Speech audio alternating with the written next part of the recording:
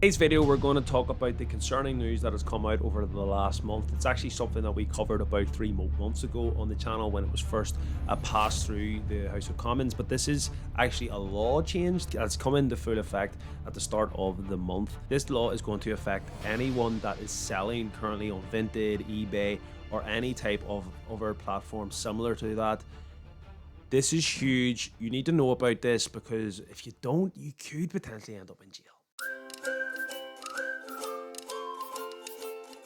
Welcome back everyone to the channel, Deal Hunters. This video is very on trend at the moment. A lot of people are panicking, and rightly so. The law that has come in and it's been passed by the House of Commons, it was pretty much virtually undetected, and there's a load of media stuff that's come through as well, and now the government literally have access to everything that you have digital. And if you're interested in more information on the sort of wider range of how this bill is going to affect things, check out my stock channel BHSDMV for that. But this is about the selling side of things, which is what this channel predominantly is all about. This is BBC News, came out last week. Airbnb, eBay, Vinted, and other apps to share more information with the HMRC. I've went through and read this and sort of put this into a bit of a format that we can discuss, and hopefully you find this a bit more enjoyable. So this is the fact check, channel 4. Do you have to pay tax for selling secondhand on Vinted, eBay, Gumtree, or whatever? Digital platforms including eBay and Vinted are now obliged to collect and share details of transactions within the UK tax authorities. So what are the changes to this? Was this never done before, you might ask? The changes simply are now they are obliged to give this information. They still could have done this previously, but now they actually will be doing this. I think there'll be teething problems, and I've read into it and done a bit of due diligence. It seems to be perhaps if you're selling substantial amount of money, i.e. while the limit may be 1,000, if it's over like 2,000, that's when eBay will definitely be sort of triggering this go through. Currently it's £1,000. Once you earn over £1,000, and that's not profit, that is selling. So if you bought something for £990 and sold it for 1,000 and made £10 profit, that is you. That's your limit used. Anything above that, you should be reporting it to the HMRC, Customs and Revenues. We have a statement here from a girl called Victoria Todd, and she's the head of the Low Incomes Tax Reform Group. She points out that people are selling unwanted personal items such as their children's clothes or toys are not likely to be trading. So even if it's a significant amount, any money they make is generally not taxable, and that's kind of the rule. If it feels like I bought something and I'm selling my old phone, and it's happened once a year, and you're only making a couple £100, no problem. And that's why I think even the £1,000 threshold, while it's a sort of a set law, it's probably okay because you might have higher tax values, i.e. you've sold your old sofa, an old fridge freezer, and an old phone, and before you know it, you've made over £1,000. But it's only a few items that are one-off. So that's the type of sort of grey area that there is with this. It's consistent selling. It's consistently buying things to sell to make money. You're screwed now under this tax law, and there is no more avoiding it. Mr. Taxman will come for you. An eBay spokesperson told FactCheck that in the light of the HMRC's new tax reporting rules, eBay is working closely with all our sellers to educate them on the changes. Now, there will be some sort of grace period with HMRC, I am sure, so do not panic too much. However, if you know you're in a situation where you're breaking this rule, this is when you've got to make a decision. You've got to go legit. It's as simple as that. You've got to go legit. And that's what the purpose of this video is to tell you you can no longer get away with this. If you're buying stuff to resell and you know you should be paying tax or more tax, you need to declare it. It's not worth the risk at all.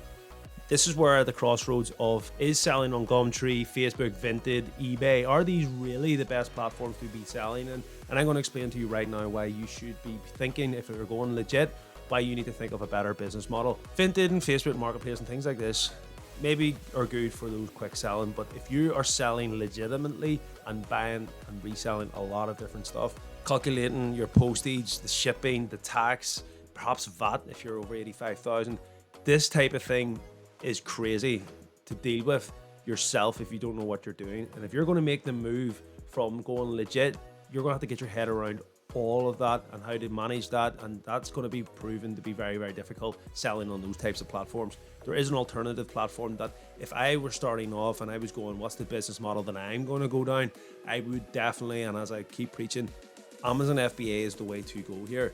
It takes away all the stress for you.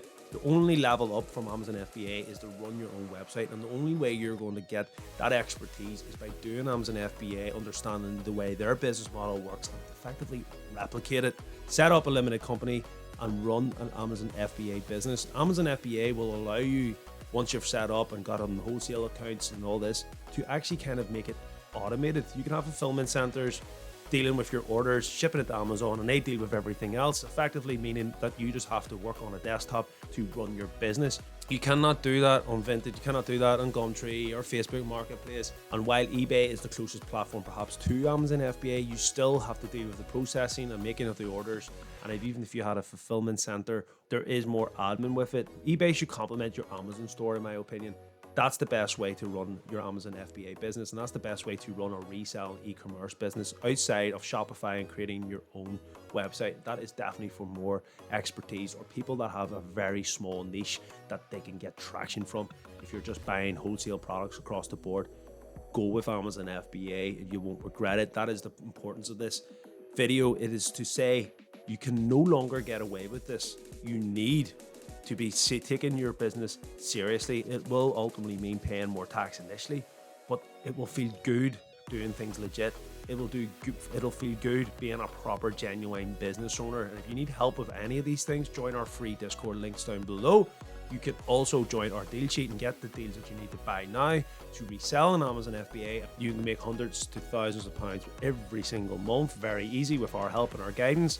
And if you're considering, I want to go even further, I like the sound of wholesale, we have our wholesale course on the website. Sign up to that, get all the help and support you need to start your Amazon FBA wholesale business today. You have many options. Do it legit, be proud of being a business owner, work hard, and you will make it. And this can be something for you for full time. That's a guarantee. If you found this video informative, please like and subscribe. We're trying to grow the channel. We're trying to produce content that hopefully it's fresh and new for most people. If you like it, please leave a comment down below and get into the Discord for more free giveaways. I will catch you in the next video. Peace.